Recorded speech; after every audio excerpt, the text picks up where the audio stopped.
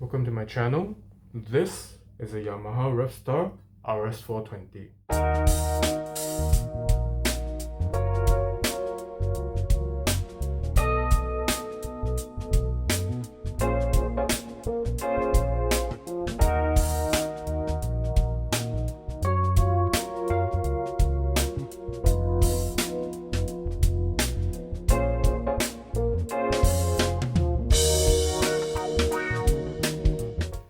So recently I got this guitar in a trade for one of my older Les Paul models, and it was a really good deal, and I took it like just straight off the bat. I never had a hand in Yamaha guitars, but I've heard many good things about the RevStar model from various YouTubers, various artists, and even some people I know in real life. So this is a RS420, and it's one of their discontinued models that was quite prevalent back in the late 2010s, and they've actually revamped the entire RevStar series to feature the RSE20, which is the equivalent of this model. So just to gloss over the specs of the model, you have die-cast tuners, a rosewood fingerboard with dot inlays, there are in-house VH5 Alnico 5 pickups, a tuner-matic bridge, as well as a stop bar tailpiece featuring a master volume and a master tone, and also a three-way toggle switch and the tone switch, which is what they call a dry switch.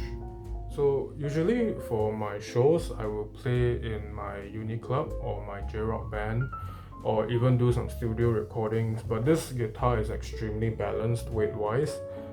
Usually when I play live, I like to run around on stage or even just jump around and be really active, and this guitar just doesn't go anywhere. It's extremely balanced and doesn't neck dive or doesn't want to just fall off your body when you're sitting down. It just sits super well and super comfortable on the body. The body is also quite thin, as you can see here. It's not as thick as a Les Paul body, but it's quite similar to a Fender body, I would say. Quite close to a PRS SE, and there's a huge cutaway at the back here for people with bellies like me. The neck is a gloss finish. I checked the website, it's actually finished in polyurethane. So personally, I quite like gloss necks because I don't sweat on my hands, and so I don't really get that gym floor feel that most people do. So for me, I really like gloss necks because I can really anchor down the back of the palm of my hand and get these big chords in. And yeah, and then it also features a 3-ply pickguard, super good quality. And the pickups, right, they're extremely versatile. So these are Alnico 5 pickups, and they can handle clean, high gain, crunch, rock tones, metal tones, whatever you throw at them.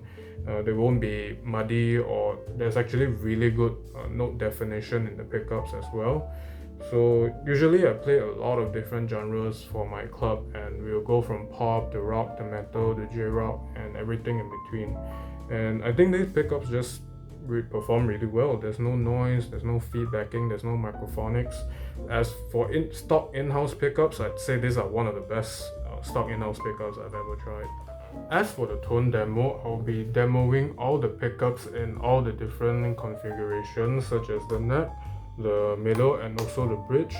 And I will also test the pickups before and after the dry switch, just to illustrate how much the dry switch actually does, unlike some reviews, like they just gloss over it just like that. But personally, I think it makes a huge difference.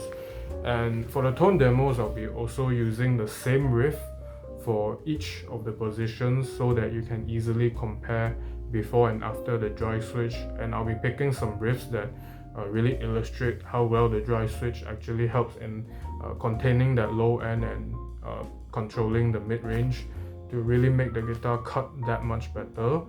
I'll be doing 3 rock riffs, 1 metal riff test just to show that it chugs, it really does chug, a lead riff, as well as the most basic clean demo using a Morgan AC20 on my Fractal.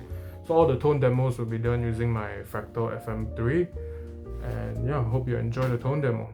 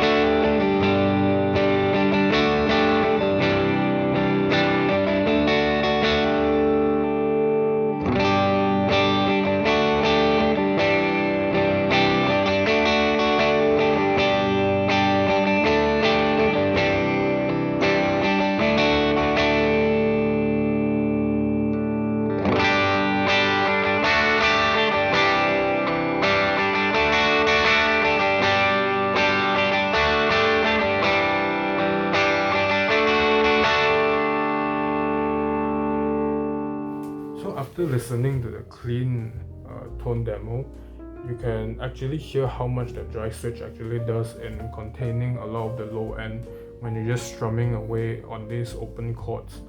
When you're playing with a lot of different instruments in your band, it can get really muddy, especially with the keyboardists and the basses together, and also the kick drum, and it can get really annoying. So having this dry switch just eliminates that low end problem and help you cut that much more in a band setting. So for the next demo, I'll be demoing 3 different rock riffs, and each of the riffs will be labeled, and you can click on the timestamps down below if you want to make any quick comparisons between the pickup configurations or even before and after the dry switch. I picked those 3 riffs specifically to really illustrate how well the guitar performs under higher gain, and also the note separation for chords under high gain. So I hope you enjoy the next tone demo.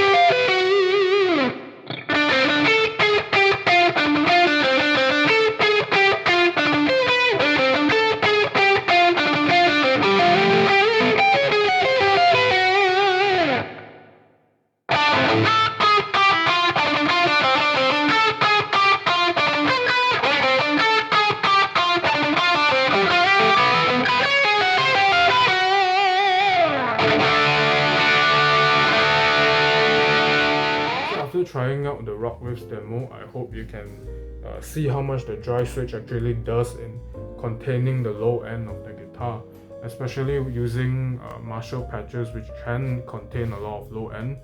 And when you're playing in a live situation with a lot of different instruments, this low end that you create will actually muddy up the mix, and you really don't want that as a guitar player. So when you have this anti-low end switch here, you can just pop it and just cut through the mix like nothing and cut a lot of the low end that you don't need. And for the next demo, I'll be demoing it using a metal patch. So these pickups are so versatile, they chug.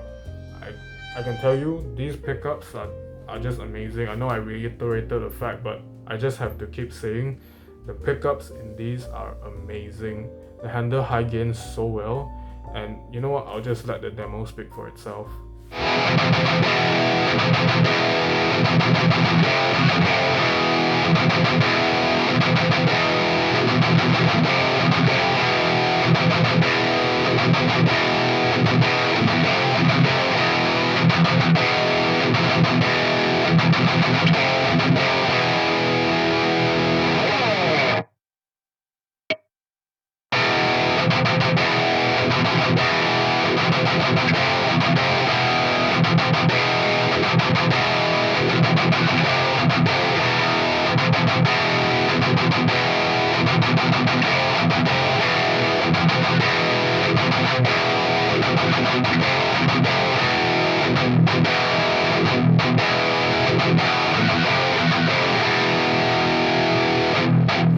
As for the lead tone demo that I'll be putting up after this guitar is really nice for lead playing. Like some of the players like Matteo Mancuso, he uses this for his crazy jazz antics. Honestly, the dry switch is not really that needed for lead playing, since you'll just be playing single notes, and a lot of the people like really low end creamy kind of lead tones.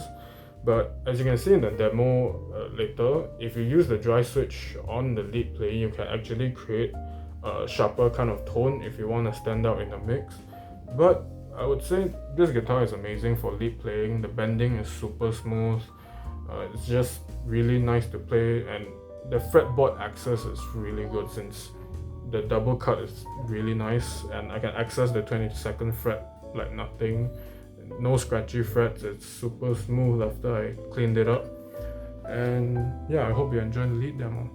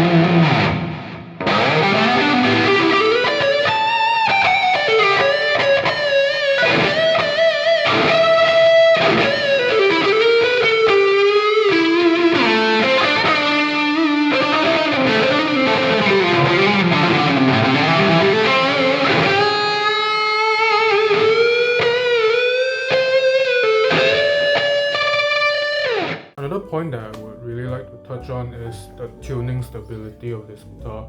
So it comes with their die-cast, just branded OEM tuners, but these things really hold well. The tuning ratio is really nice. It doesn't slip or just go out of tune like that. And usually our practice sessions will last around 3 hours, so usually 7 at night to 10. And for a lot of the guitars I actually have to retune in between the sessions that we have. So for this guitar, I actually go through some of the practices without even tuning it once, and it's just amazing how well it stays in tune.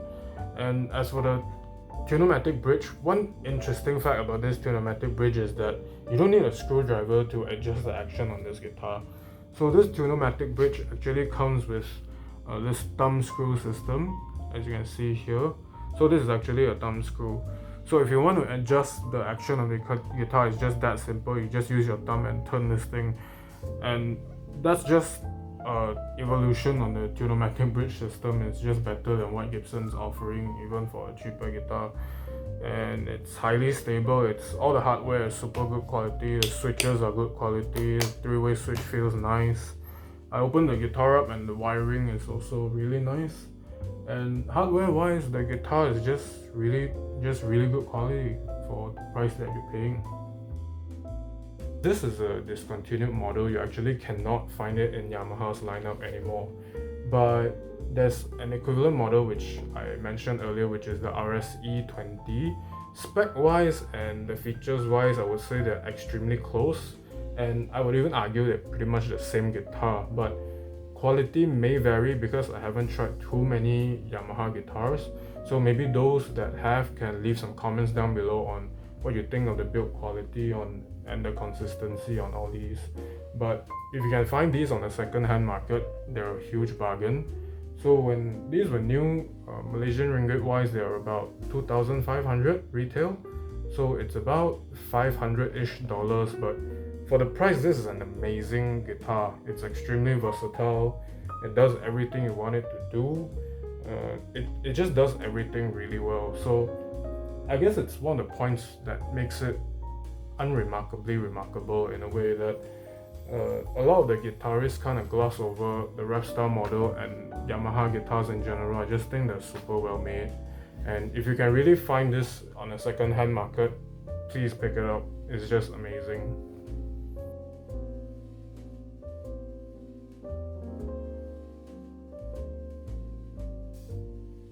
So all in all, this guitar is just amazing for the price, and if you can find it on the second-hand market, I would implore you to pick it up. It is just such an amazing class in versatility for a guitar, and for the price, I don't think you can go wrong with it. And yeah, I enjoyed the guitar, and I hope you enjoyed the review. Do subscribe if you don't want to miss my content coming up. I'll be posting a lot more often on this channel coming up. And yeah, thanks for watching the review. Do subscribe. I'll see you soon.